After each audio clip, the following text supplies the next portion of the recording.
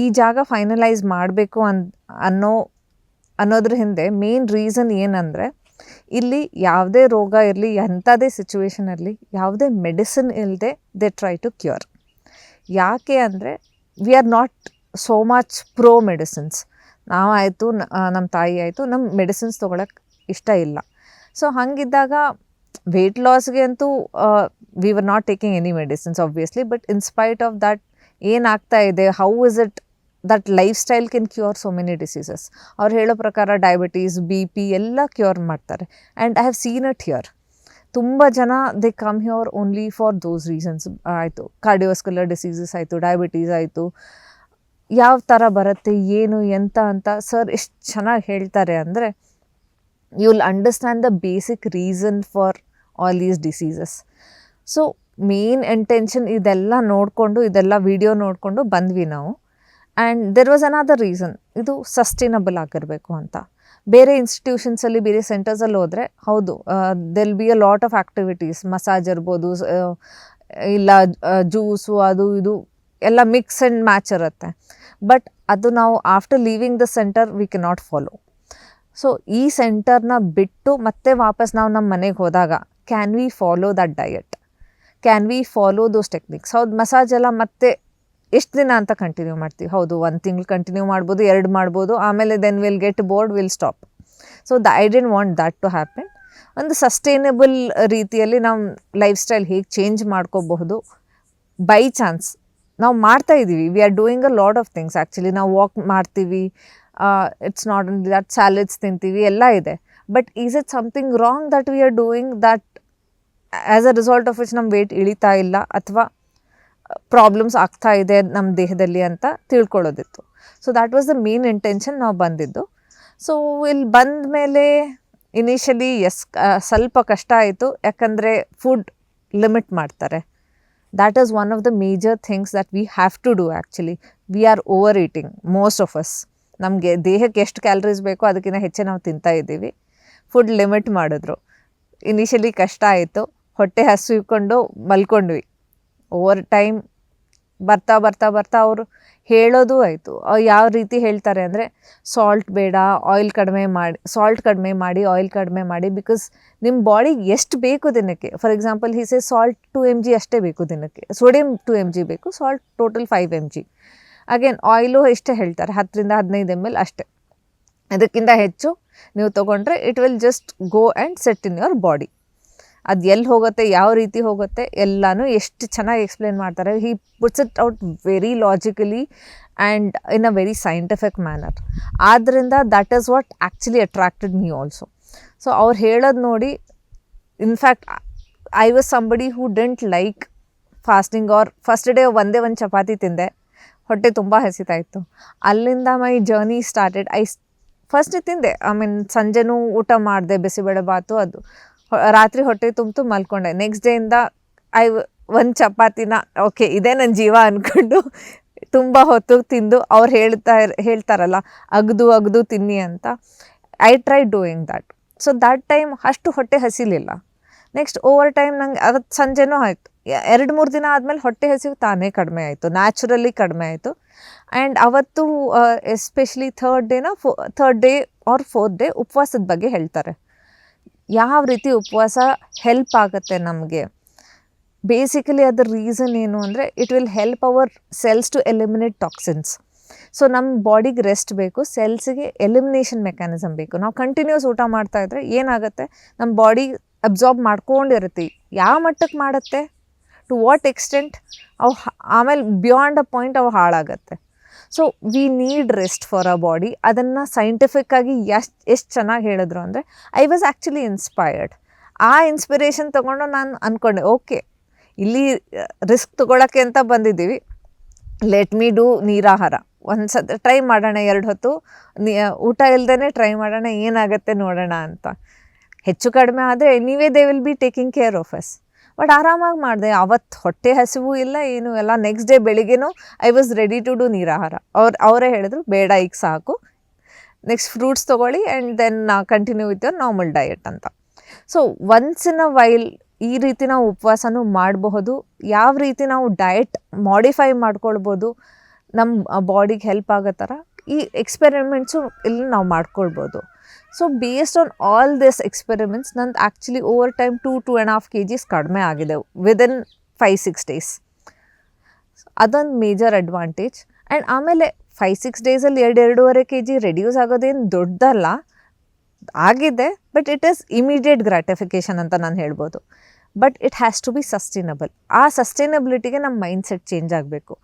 ಅದು ಸರ್ ಹೇಳೋ ಪಾಠದಲ್ಲಿರುತ್ತೆ. ನಮ್ಮ ಮೈಂಡ್ಸೆಟ್ ಯಾವ ಥರ ಚೇಂಜ್ ಆಗುತ್ತೆ ಅಂದರೆ, when you absorb things scientifically, ಹೌದು ಇದೆ, ಮುಂಚೆ ನೀವು ಗೊತ್ತಿದ್ರು ಎಷ್ಟೋ ವೀಡಿಯೋಸಲ್ಲಿ ನೋಡಿರ್ತಾರೆ, ಡೆಫಿನೆಟ್ಲಿ ನೋಡಿರ್ತಾರೆ. It's not that you wouldn't have seen. ನೋಡಿರ್ತೀವಿ, ಇಲ್ಲಿ ಬಂದು ಎಕ್ಸ್ಪೀರಿಯೆನ್ಸ್ ಮಾಡ್ತೀವಲ್ಲ, then you will be like okay fine ಆಗುತ್ತೆ. I was somebody who was very sceptical. ನನಗಂತೂ ವೇಟ್ ರಿಡ್ಯೂಸ್ ಆಗಲ್ಲ ಅನ್ನೋ ಮೈಂಡ್ಸೆಟ್ ಇಟ್ಕೊಂಡೇ ಬಂದಿದ್ದೆ ನಾನು. ಏನಾಗುತ್ತೆ ಆಗಲಿ, ಲೆಟ್ಸ್ ಎಕ್ಸ್ಪೆರಿಮೆಂಟ್ ಅಂತಲೇ ಬಂದಿದ್ದೆ. But then it worked.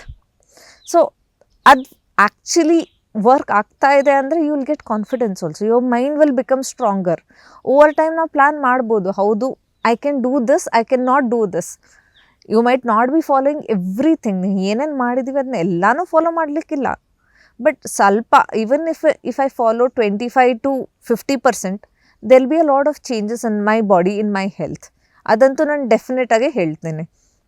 ಈಗೇನು 1 ವಾರ ನೋಡಿದೆ, ಅದರಲ್ಲಿ ಏನೇನು ಚೇಂಜಸ್ ನಾವು ಮಾಡ್ಕೊಳ್ಬೋದು ಅನ್ನೋದು it is left to us. Sir ಹೇಳ್ತಾರೆ, they teach you also, they actually teach you how to cook food. ನಮಗೆ ತೋರಿಸ್ಕೊಡ್ತಾರೆ ಯಾವ್ದು ಒಳ್ಳೆಯದು, ಯಾವ್ದು ಸರಿಯಲ್ಲ, ಸೈಂಟಿಫಿಕ್ಕಾಗೂ ಹೇಳ್ತಾರೆ.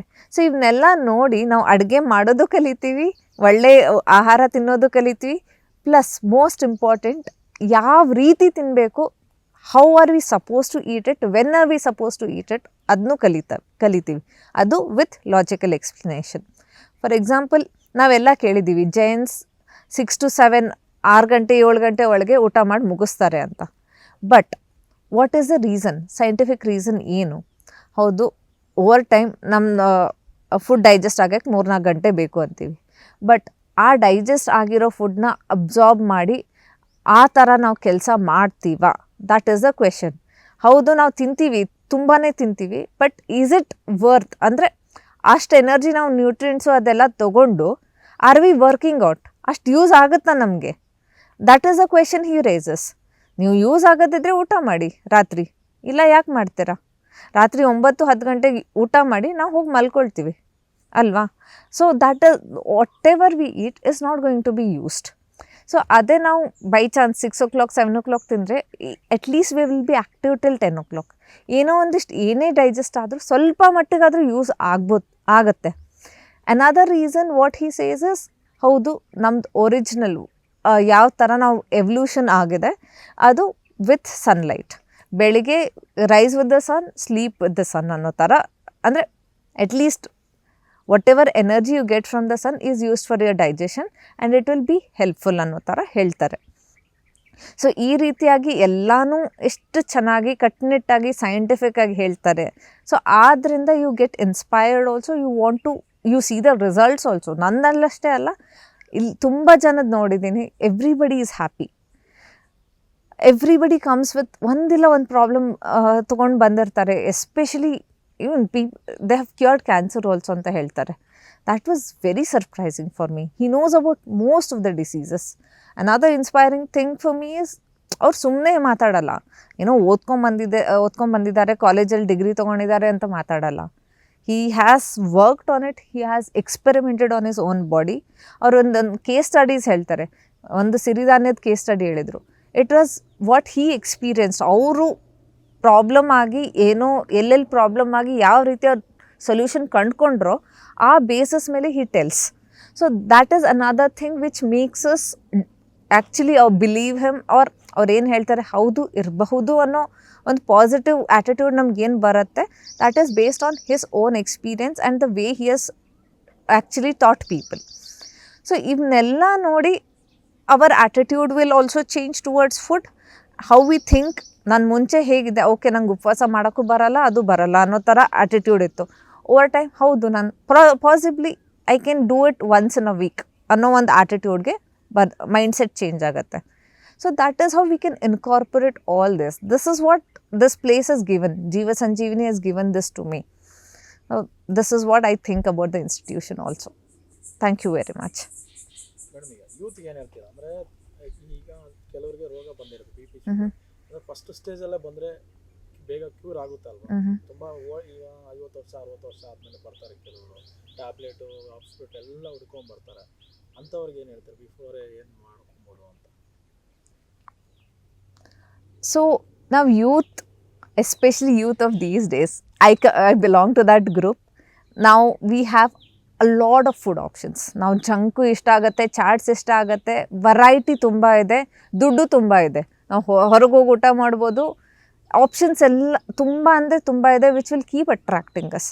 ಸ್ವೀಟ್ಸ್ ಆಯಿತು, ನಾನ್ ಸ್ವೀಟ್ಸ್ ಆಯಿತು. ನಾವು ಬರೀ ಸ್ವೀಟ್ಸ್ ಅಷ್ಟೇ ಇಟ್ಸ್ ರಾಂಗ್ ಅಂತ ಅಂದ್ಕೊಂಡು ಕೂತಿದ್ವಿ. But when we see so many things, ನಮ್ಮ ಕಂಟ್ರೋಲ್ ಮಾಡೋದು ತುಂಬ ಅಂದರೆ ತುಂಬ ಕಷ್ಟ ಆಗುತ್ತೆ. So we have to control our food. We have to have some level of ಏನು ಹೇಳ್ತಾರೆ,